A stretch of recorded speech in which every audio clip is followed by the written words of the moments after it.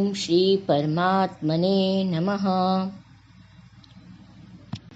मन के सामर्थ्य को पहचान कर, मन की शक्ति का उपयोग कर हम सफलता की सीढ़ी किस प्रकार चढ़ सकते हैं, यह बताने वाले समर्थ रामदास स्वामी के मनोबोध इस श्रृंखला की यह 38वीं कड़ी।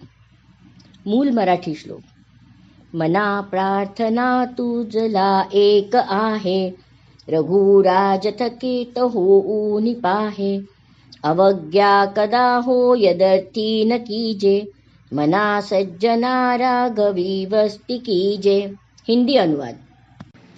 रे मन, तुझे एक प्रार्थना है, तू श्री राम को मन में बसा ले।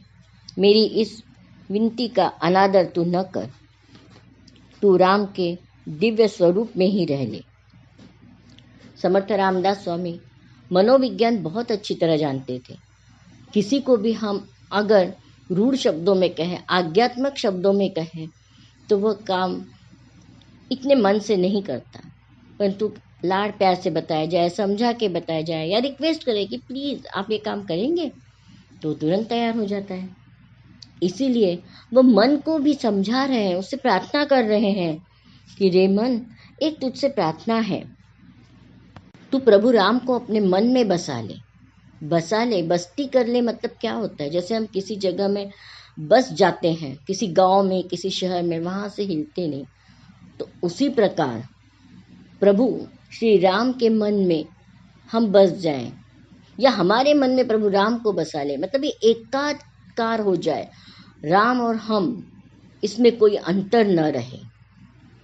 राम को बसाना अपने मन में, यानी केवल प्रभु श्री राम ही नहीं, कोदंडधारी राम नहीं, यहाँ हमारा ध्येय, हमारा आदर्श, जिनको हम अपना आदर्श मानते हैं, उसी का चिंतन सतत हम करें। यदि हम एक धावक बनना चाहते हैं, मिल्खा सिंह हमारा आदर्श है, तो मिल्खा सिंह ने किस तरह अपना जीवन बिताया, कैसे वे पाकिस्तान से यहाँ आए एक शरणार्थी की तरह, कितने कष्ट उन्होंने सहे और ओलंपिक पदक प्राप्त करने तक सामर्थ्य प्राप्त किया, यह सब हम जानने की कोशिश करें। संसार के हर एक व्यक्ति से, चाहे वह निर्जीव हो, सजीव हो, पशु पक्षी प्राणी, हम कुछ न कुछ सीख ही सकते हैं। आज बायोमिमिक्री एक विज्ञान की एक शाखा, जिस पर बहुत काम हो रहा है। प्राणियों का, उसकी संरचना का निरीक्षण कर मानव जीवन को सरलतम प्रगत कैसे बनाया जाए, इस पर शोध हो रहे हैं। शार्क मछली की त्वचा कुछ इस प्रकार है कि उस पर किसी रोग के कीटाणु पनप नहीं सकते। वो कौन से घटक इस त्वचा पर है जिसका इस तरह से मतलब उपयोग हो रहा है, यह जानने की कोशिश की जा रही है। और इस बात को जानकर हमारे मानव जीवन में भी त्वचा में किस तरह से परिवर्तन किए जा सकते हैं कि जिससे कोई रोग न पनपे, यह देखा जा रहा है। चींटियों के घरों की संरचना का अध्ययन करके अरब देशों में इस तरह के घर बनाए जा रहे हैं जहां बिना एयर कंडीशन के हवा ठंडी रह सके। हमें जीवन में इस तरह काम करना है कि स्वयं प्रभु श्री रामचंद्र भी चकित होकर देखते रहे कि अरे, मेरा भक्त इतना कुछ कर सकता है। और यह बल हमें देती है प्रार्थना। प्रार्थना में बहुत शक्ति होती है। प्रार्थना एक तरह से काउंसलिंग का काम करती है। हमारी संस्कृति में अपने दिन भर की पूरी दिनचर्या में सुबह उठते से रात सोते तक प्रार्थना का नियम बनाया गया है। सुबह उठकर हम प्रार्थना करते हैं, पृथ्वी माँ से क्षमा मांगते हैं, कराग्रे वसते लक्ष्मी प्रार्थना है, पादस्पर्शम क्षमस्व में कहते हैं। भोजन करते समय हम प्रार्थना करते हैं। भोजन करने से पहले विचार मन में करना है, किस हेतु से इस शरीर का रक्षण पोषण करना है। इस तरह जब हम प्रार्थना करके शांत चित्त से भोजन करने बैठते हैं, तो वह भोजन अवश्य हमारे शरीर की उन्नति के लिए ही काम करता है।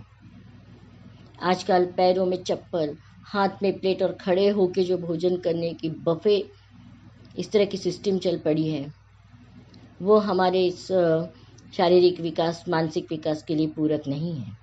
हम जो कुछ भी प्रार्थना करते हैं वो विचार हमारे मन में बसते जाते हैं और उस तरह का व्यवहार हम करते जाते हैं। प्रार्थना में मुझे सबसे अच्छी जो प्रार्थना लगती है वो विश्व कल्याण के लिए की हुई संत ज्ञानेश्वर महाराज की प्रार्थना, जिसे हम पसायदान के नाम से जानते हैं।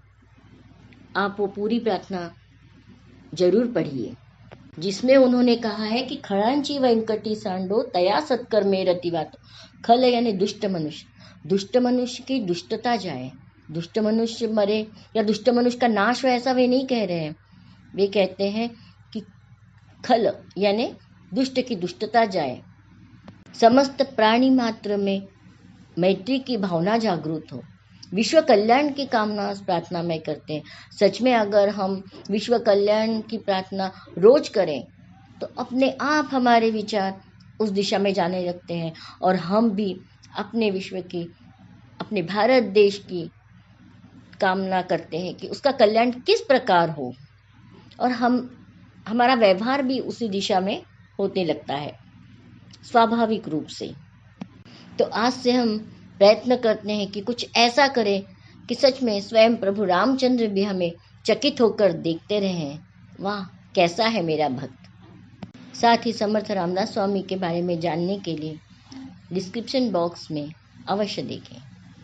जय जय रघुवीर समर्थ।